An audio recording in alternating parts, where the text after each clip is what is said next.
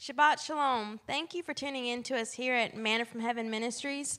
My name is Brittany Scott, and I believe that no matter where you are and how you are listening to this, that it's no accident, and that this is truly a sent word from Yahweh, and He has picked you out, and He has prepared your heart, and this is a word in due season that He wishes to plant into your life that it may bring forth fruit. The days that we live in are very exciting times, but they can also be very dangerous times, and it all depends upon your relationship and your walk with the Father. If you're in right relationship, it will be exciting times as you go forth and do what He has called you to do. But if you're not in right relationship with Him, it'll be very dangerous times for you because you are out from under His covering. And tonight we're actually going to take a look at what it means when Yahweh wants to get our attention and the consequences of what happens when we don't listen, and the lengths that our Father will go to wake His people up. He will do whatever it takes, even if it means making you uncomfortable, even if it means sending judgments your way to wake you up. He will do what it takes.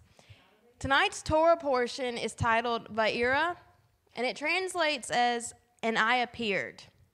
And if you allow these Torah portions to become mundane, and it's just something that you do, it's a habit, you'll miss the significance of how Yahweh orchestrates these things and how timely they really are. These truly are sent words that address the days that we live in, if you allow it to become the living word, not just words on a page, but if you allow Him to speak to you and make it come alive. This Torah portion covers Exodus chapter 6, verse 2 through chapter 9, verse 35. And if you read it, it records life-changing events that affected not only the people of Israel, but also the world power of Egypt. This is not only affecting the people of Yahweh, but it affected where they were and everyone around them. And these are events that we're going to read and look at tonight that you're going to see again. The judgments that fell upon Egypt. If you read the book of Revelation, it's very similar. Right here in Exodus, it becomes the precedent. It becomes our example of our days. This gives you a detailed look at how the people of Yahweh went through the judgment of Yahweh. And it sets the example of what's expected of us as well. Of the 10 that fall upon Egypt, within this week's Torah portion, he lists and goes through 7 of them. We will not go through all of these tonight. In fact, we will only get through the first few. But that leaves some for you to go back, for you to look, and for you to study, and for you to allow the word of Yahweh to come alive in your life. And I'm going to go ahead and I'm going to list these 10 plagues that fell upon Egypt, in case you don't remember. The first one was the water turned to blood. And then there was the plague of frogs. Next came lice or gnats. And then the swarms, supposedly of flies. The plague against the cattle, boils, hail, fire, and thunder, locusts, darkness, and it finally culminated in the death of the firstborn. And as I said earlier, within this parsha, we're going to look. He lists 7 of him right here grouped together. And what we see here in Exodus, it's actually a pattern that you will see from Genesis to Revelation. This is a pattern of the bride of Yahweh that goes into captivity, goes into bondage, and it's the judgments of Yahweh that bring her out. In Genesis chapter 12, verse 17, you see Sarah, the wife of Abraham, who's also a shadow picture of the bride, going into the house of Pharaoh, and it is the judgments of Yahweh that cause her to be released and come out. And this will culminate in events of our day, the end days. The greatest judgments that this world has ever seen are right at the threshold, and the whole purpose is the bride is about to come out of captivity. Everything that you see spoken of in Revelation and within the prophets, you see an example of it right here in Exodus. He gives you a first-hand account of the consequences and of what happens when you don't listen. Now, the name of this Torah portion is very significant because the name of this parsha, it's going to set the tone for everything else that he's going to share with you tonight. The name defines what this is going to be about. The name of this parsha is Va'era. It comes from the root in Hebrew, Strong's number 7200, the word ra'ah. This term means to see, to look at, to inspect, to perceive, or to consider. But it can also mean proof or evidence. And what we have here, there's an encounter that's about to take place. It's an encounter where the people of Yahweh are going to be looked at. They're going to be inspected and perceived. They're going to be considered by him. He's going to examine them. He's going to look and see if there are spots, if there are wrinkles. He's going to look and see if they are pleasing unto him or not. And he's going to inspect them to see if there's proof, if there's evidence that it's time for them to come out of bondage. Because if it's not time, he's not going to bring them out. But not only is he going to inspect his people within this parsha and within these judgments, but the people of Yahweh, Israel, also are given an opportunity to see who he really is. They are given an opportunity to look at him, to inspect their Elohim as well, compared to these other gods that they haven't been involved with. He gives them an example of who he really is compared to what they have worshipped in his stead.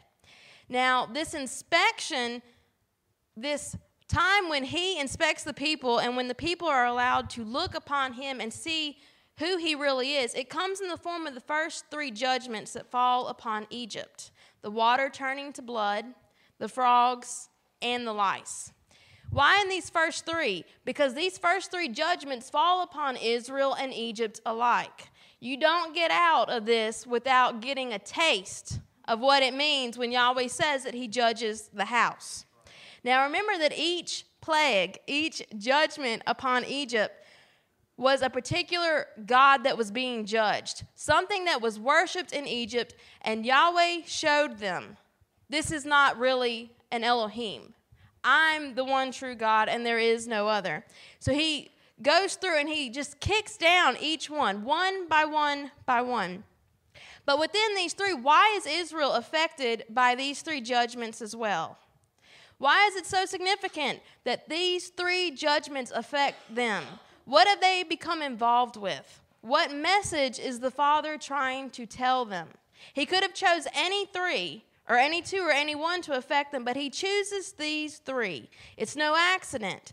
There's a very specific message that he is sending to his people, and it's all because of the fact of the way that they responded and the way that they handled his word. If you turn with me to Exodus chapter 6, verse 9, we're going to look at the response Israel gives to Moses, the deliverer, the one from whom living water is drawn, the one that the Father sent to bring them out of bondage. Look at how they respond to the word of Yahweh. In Exodus chapter 6, verse 9, it says, "And Moses spake so unto the children of Israel, but they hearkened not unto Moses for anguish of spirit and for cruel bondage." If you're reading that and you skip over it, you've just missed it. There is a very key statement that's made here. They didn't listen to Moses. Moses came in the stead of Yahweh. They did not listen to the word of Yahweh. If you were to sum up a description of the house today for the most part, sadly, this would most likely be a very true description. For the most part, we have not listened to the word of Yahweh. And he gives you reasons right here that they don't listen. He tells you that they don't listen because of anguish of spirit and for cruel bondage. Well, if you take this back to the Hebrew, he's going to show you what situation Israel was in, where they stood in their relationship with him, and why they didn't listen, and the consequences of them not listening. This term anguish in the Hebrew is Strong's number 7115. It's the word kotzer. It means shortness, impatience, or anguish. But it comes from the root, number 7114, katsar, which means to be short, to be impatient, to be vexed, or to be grieved. But it also has another meaning, to reap or to harvest. We often talk about the end-day harvest and how it's this big thing, and we're preparing because Yahweh is going to harvest his people, and it's this big thing that you see throughout the scriptures. Right here, he's going to give you insight into what this harvest is going to be like if you don't listen. If you were to break down this word anguish, into the word picture because every Hebrew letter has a meaning on its own. And so when you break down these words into their individual letters, it gives you another definition that helps to enhance your view of what this word really means. This word anguish is spelled first with the letter kuf. The letter kuf is used to spell the word kadosh, meaning holiness. And then you have the letters zadi and resh. They form another word in the Hebrew language, the word sar. It's Strong's number 6862.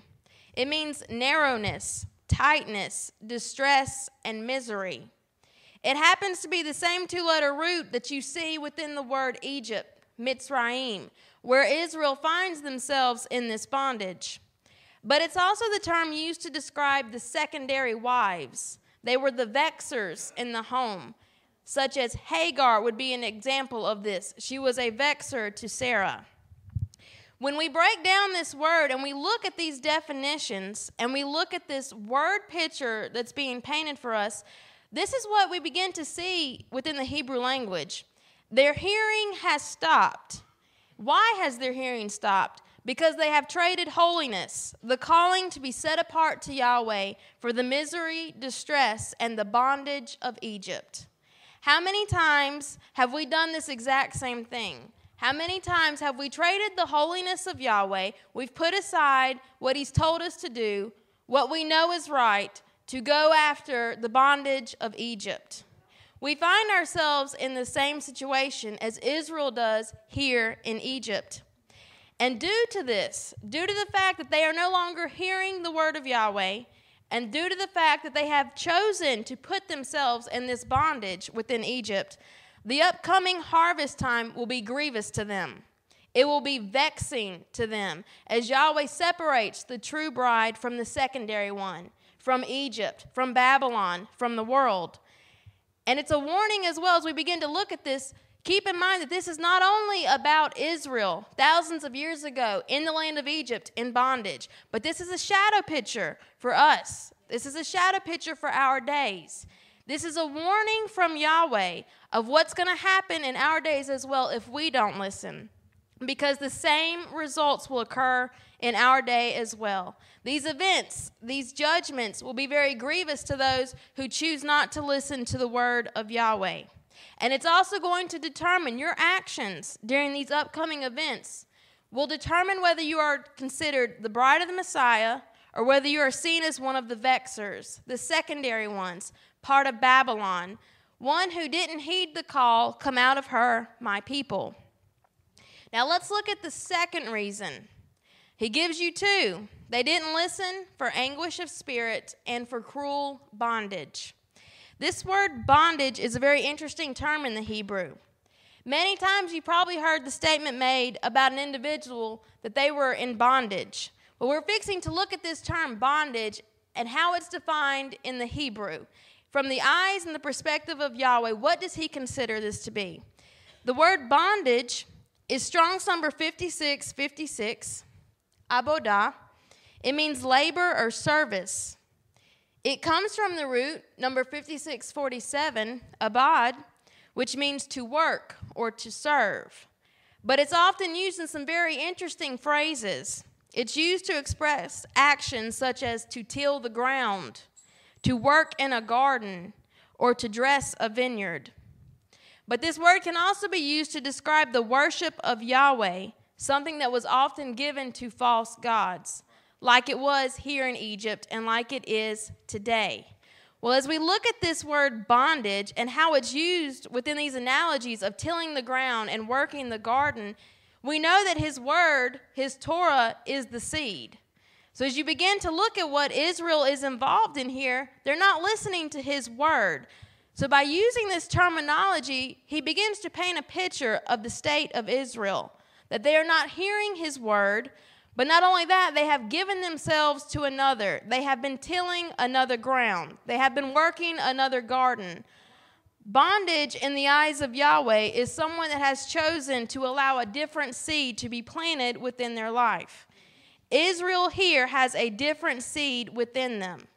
And before Yahweh is going to bring them out of Egypt, this seed that is within them has to be dealt with. You will not